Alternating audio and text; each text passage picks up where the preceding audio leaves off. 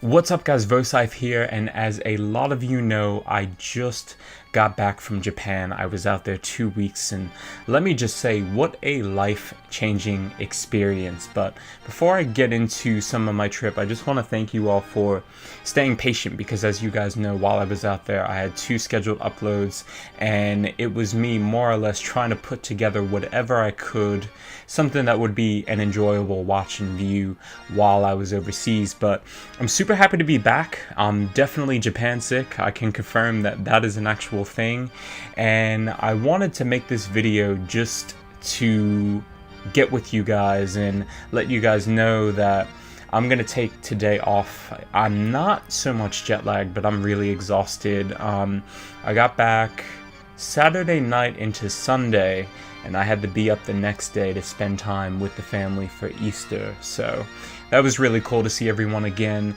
But at the same time, I said to myself, you know, if I go right back into it and put pressure on myself to get content out there, it's just, I'm not going to be happy with it.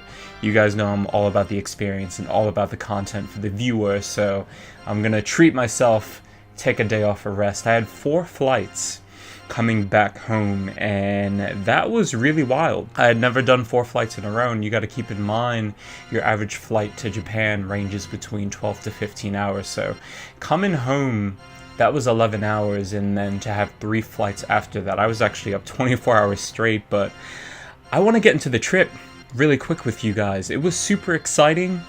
I lost my passport coming home, but I found out today that the flight crew found it on the flight I was taking coming back, so bless up to that. You know, I'm extremely happy that I'm getting that mail back to me. That was my only stress coming home, but the trip itself was an absolute experience. When it comes to travel, if you guys feel like you're not in a position to do it, just set money aside, because there is so much out there. And when I compare it to the US or anywhere else that I've been, it's so much of a culture difference. And when you're out in a country like Japan for 2 weeks, it becomes a culture shock. Like being there and seeing how well they treat people and just how healthy they are as human beings, and how they're all about the culture and respect and service. And even with foreigners, the respect is still there. Me, obviously somebody who doesn't speak Japanese but tried their absolute best to learn as many words as I could, they really appreciate the fact that a foreigner would come in and try their best. And even if you don't speak Japanese or attempt to speak Japanese, they're extremely welcoming. These people will go above and beyond to help you. So when you come back to a country like the US or anywhere else, it's a little sad in a sense of, you look at the treatment compared to the treatment that is given to people in Japan, especially from a foreigner standpoint. Like foreigners coming into the US, I feel like you have this expectation of, most people in the US, they want you to speak the native language, and it's really sad, because coming back from Japan and seeing that, it really makes you want to help people. So one thing I could say about traveling to a country like Japan, I feel like it's made me a better person in a sense of, you know, if I'm ever in a position to where I see a foreigner in the US having trouble, I'm definitely going to want to put my best foot forward and help them to the absolute best ability that I can. The food is amazing. 7-Eleven, I'm sure you guys have heard about just 7-Eleven and your stereotypical American places like McDonald's and KFC. I didn't go to either McDonald's or KFC, but I gotta say, 7-Eleven, it's like the gourmet version of what's out in the US. Fresh prep food, not frozen, in the refrigerator. They're changing it every 3 to 6 hours. It blew my mind walking in there. That was a culture shock in itself. I live in New York City, and the subway system is a lot like New York. So if you're good at navigating the train lines and just like metro with buses, Tokyo is going to be really easy for you. It's broken up in multiple districts, and I'm sure a lot of people have the mindset, you know, when you view or you think of Tokyo, if you don't know much about it, you just think it's one big city. You know, you're not taking train lines, you might be taking buses to get to your destinations, but it actually turns out that it's split up just like New York is, in a sense of you will be taking trains to your different districts. And all the different districts, they're like the boroughs in New York City, to where everything, you know, you see your changes, and it's really cool to see. I feel like there's something for everyone.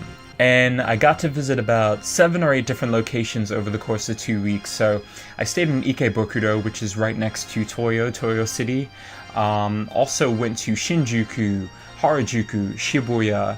I got to go to Tokyo, which Tokyo is also a district inside Tokyo, or a train stop, I should say. I'm not too sure how that works, but all these are different districts in Tokyo. I got to go to Akihabara, and then I actually took the Shinkansen all the way down to Osaka as well. So Osaka was the only location that I visited that wasn't a district in Tokyo, but it looks like it could be Tokyo 100%. It's got the city life presentation with all your shops and things like that. Big lights at night, which growing up in New York City, it's something that I'm really drawn to. I'm really drawn to people and just a live environment. So Tokyo was a massive treat for me. I would say that out of all of the districts that I visited, Harajuku was hands down my absolute favorite, because if you guys want to get to know a little bit about me outside of YouTube really quick, I'm big into fashion and clothing, and I'm big into shoes and sneakers as well. I love street brands and some of the designer brands that are out there, and it's almost like you're collecting these pieces and you're expressing yourself through them. And that's one thing they do in Japan so well. You wear whatever you want and no one is judging you out there. I mean, you see things that you would never see in the US, because if people dress like that out here in the US, they would be so quick to judge you. And it's an absolute shame, because you go out there and as long as you present yourself well and you're all about just their culture, which again is just holding yourself to a respectable degree, no one's going to look at you in a bad manner. That's one thing you need to keep in mind. So Harajuku was really cool.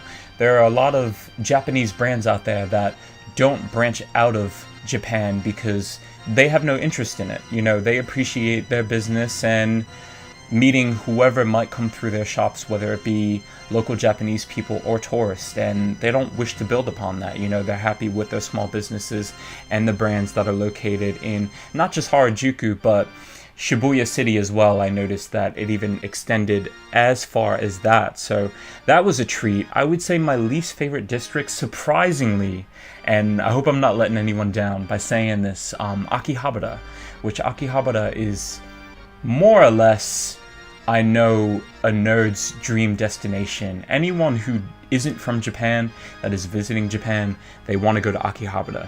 It's your main hub location for electronics, video games, vintage video games too. They have vintage video games, consoles, and there's no end to just finding manga, comics, anime.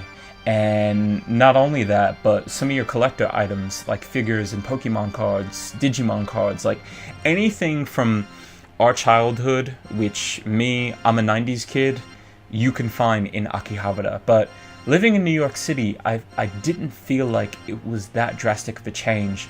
Of course, there were some things that I purchased in Akihabara that I wouldn't be able to get out here, not for a cheap retail price.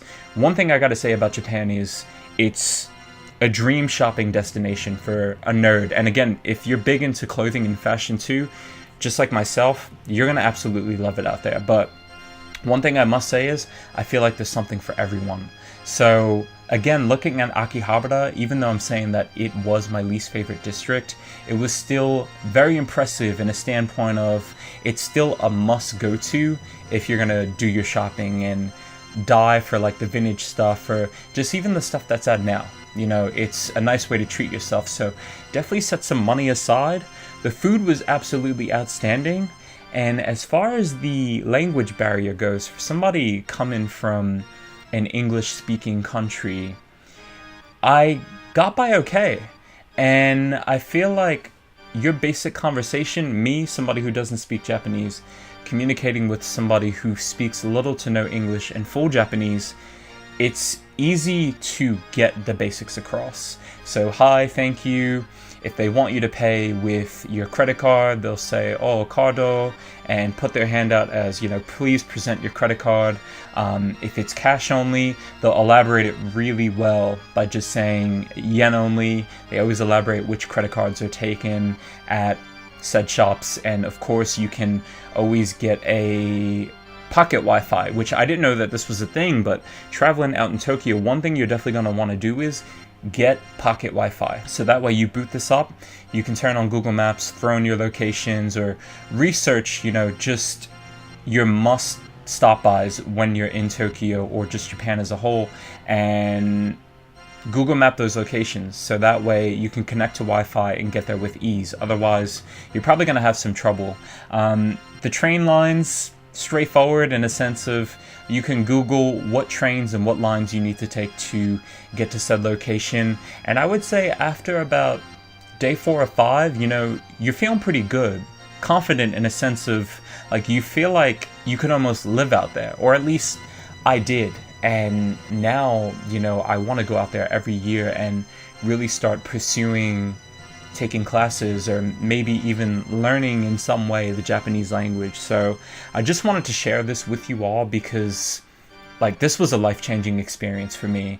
And one thing I have to say to you all, this isn't my first time traveling, but this is a location that has pushed me so far to the extent of I want everyone to know about my trip, not to flex or show off and throw it in people's faces, but just to tell you guys there are so many wonderful things outside of your home country and you need to get out and see them. So even if you have to set aside $1 a day, $5 a day, $100 from your paycheck, your allowance, whatever it may be, treat yourself to your dream destination, because Japan was mine. So those of you who have stuck with this video, thank you guys so much for watching. I will close this video out in saying that I am going to be working on the next best of Borderlands video, and I think I'm actually going to do a trailer for this one because I am going to need some time to work on it. Yet again, I'm so excited to reveal what it is that I'm working on, and of course I'm going to put in the best presentation in quality in filming and editing. So